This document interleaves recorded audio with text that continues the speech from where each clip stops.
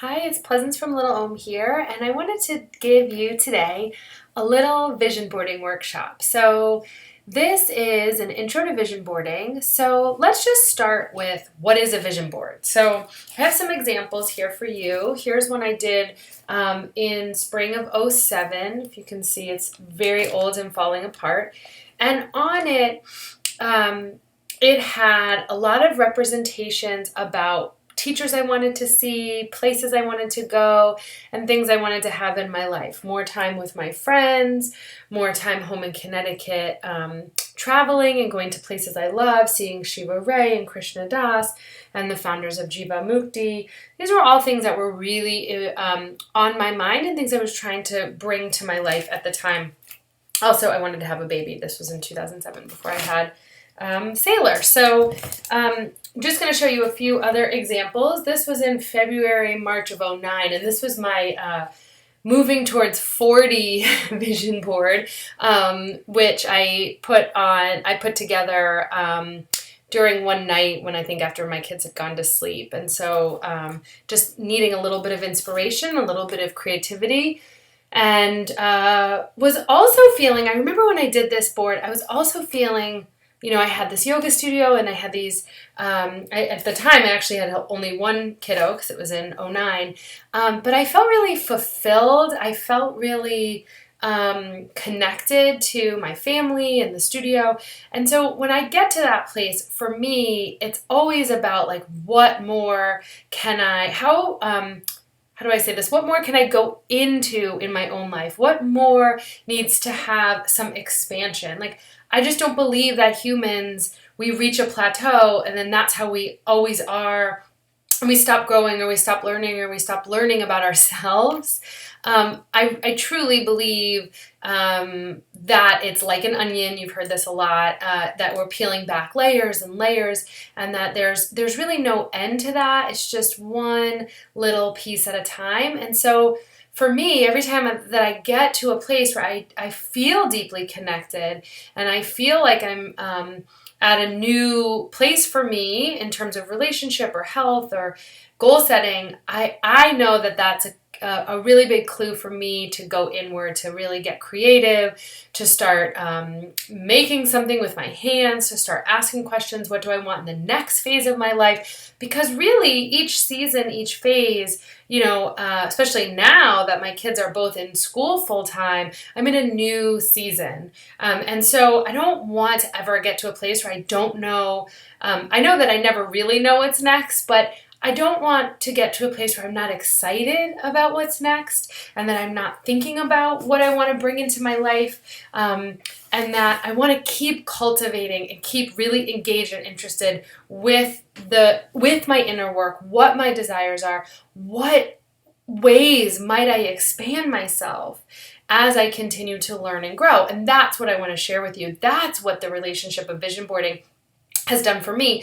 Especially, I think a lot of people don't realize that, 15 years ago, I was not that type of thinker. I was really not into creativity for myself. I was a kindergarten teacher and a first grade teacher and administrator, so I was doing it school-wide. I was doing it for others, but I was not really doing it behind the scenes for myself. I had sort of hit the level that I wanted to hit, and in terms of leadership and in terms of administration. And so really cultivating a relationship to my inner life and my inner work and listening was a profound shift for me. Also, teaching in a school setting is a very, lots of lesson plans, lots of paper. There was a lot of left brain activities that I was doing every day, to-do lists, and keeping everybody on track, on schedule. And so for me to kind of switch gears and move over to creating boards for different periods of my life. Oh, here's one when I think this was after I had Sailor and I was going back to doing some yoga poses. That this right brain way of goal setting and visioning and planning, it was a really big shift for me to sort of take it seriously, to sit back on a Sunday night with a bunch of magazines and newspaper and cardboard and cut and paste it. I remember the first few times I did it on my own, I thought, this is odd. It feels so self-indulgent. And the more that I did it, I invited friends over. We would do group vision boards.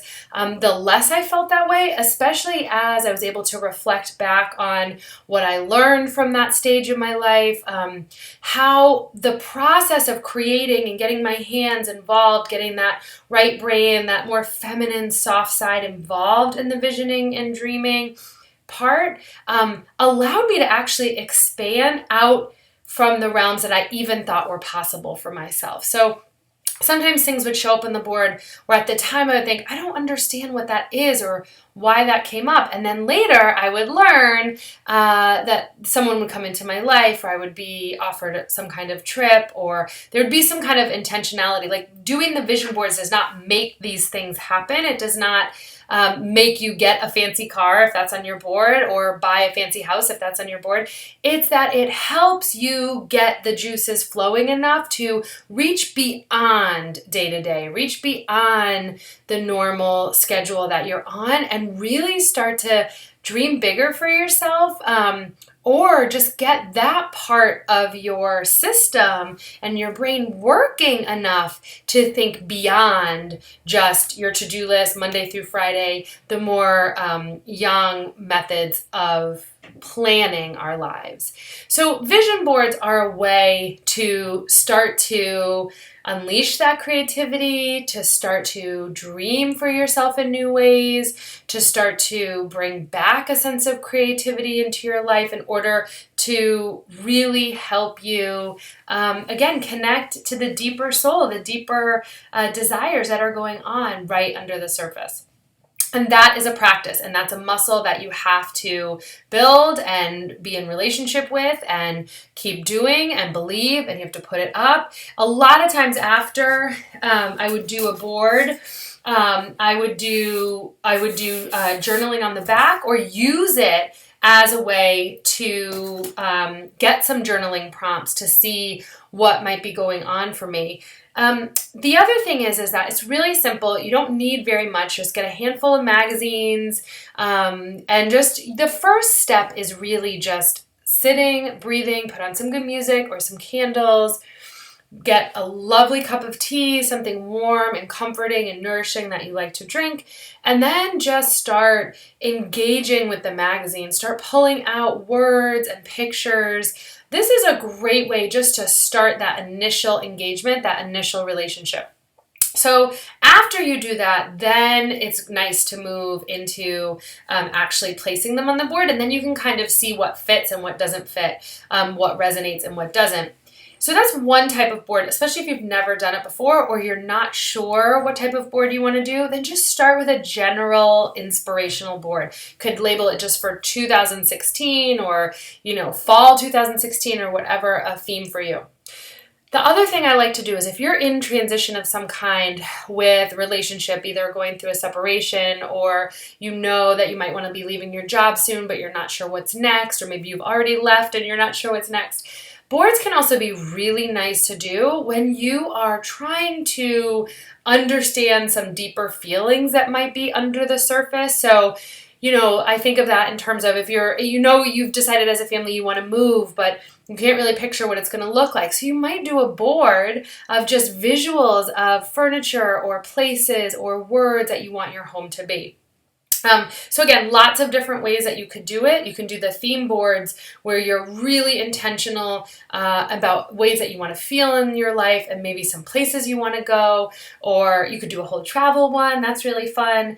I've heard of boards that are wealth attraction boards where you're just posting, you're creating posters around wealth and how money makes you feel. Obviously, there's health boards where you just have inspirational words and recipes, pictures, healthy people, healthy bodies, healthy families. So it's really endless. The possibilities are endless. And honestly, when you engage in it and you really start to get that part of your brain rocking and rolling, you'll find that you'll want to do that when you come to a crossroads. Is that even if it's not your go-to, or it's not your norm, it's not the normal way that you plan or think about your future, it's really an entryway to a deeper level of existence into your soul.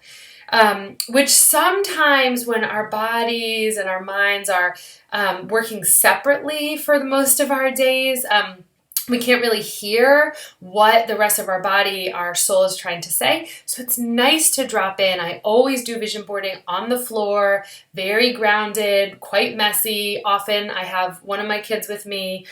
So that's a little bit about why we would do it, what they are, what you need, what the purpose is. And I would just say that, when we're thinking about the outcome, or we're thinking about what are vision boards, what are they trying to solve? What problem are they trying to solve, or what are they trying to add into our life? And all I would say is that the majority of women who I work with or come into contact with are right now not prioritizing creativity as a method of self-care, are not prioritizing inner work in terms of expansion and dreaming and cultivating intention around your days. And listen, I totally get it. You're overwhelmed with kiddos or work stress, relationships, aging parents. We are being pulled in a million directions. I am not negating that, and I'm not Pollyanna about having all this time to just lay around and vision board. But what I'm saying is that it's up to us to make this a priority, to try it, to see how it feels, to see what it sparks, to question, like, what if you just said to yourself, yeah, that could be a really interesting way for me to get to listen to myself. That could be a really meaningful practice that my family could do once a year as a way to just hear and listen to one another as a new year starts, a new school year or a new calendar year. There's so many ways that you can use these intentionality tools to expand and really dig for meaning around your planning, your life, especially because I just hear so often, people are saying to me, they don't have enough time. If they have time, they don't know what to do. There's way too many conversations in my life around Netflix shows and kind of numbing out mindless things as a way to relax. But what if you used creativity? What if you used vision boarding, and even a process of vision boarding, just doing a little bit every night for a few weeks instead of watching TV, or instead of catching up on work or news? Just what if? What could unfold, and what might be possible for you? And I think that, I'm from the Northeast. I'm definitely not just a believer. I always need to experience something in order to have it be true for me. And I only talk about and teach things that I've gone through or that I'm learning right now. And that they've actually been helpful, That's such a key. So this process has gone on for me for many years. I'm really curious about how it will continue to unfold. And I always look forward to my vision boarding dates that I set with myself, which are usually at this point now once or twice a year. And I just invite you to do that for yourself as a way to engage with intentional planning, which is part of our Thrive course. But beyond that, just a way to start to really listen to your soul, to your dreams, and figure out what kind of interesting, playful, creative things might come up. So if you have any questions about vision boards, feel free to email me, pleasance@littleom.com. And if you make one, take a picture of it and email it to me or send it to me. You can post it in our Facebook group, littleomlife.com. I love seeing them, and I love how proud our women are of themselves when they make them and they finish them, and I love seeing all the different ways that they're represented. So I wish you well. There's lots of great resources online too. If you just simply Google how to make a vision board or how to create a vision board, you'll find a ton of great, super simple steps that can kind of walk you through it if you need it a little bit more in depth than I offered here today. Namaste.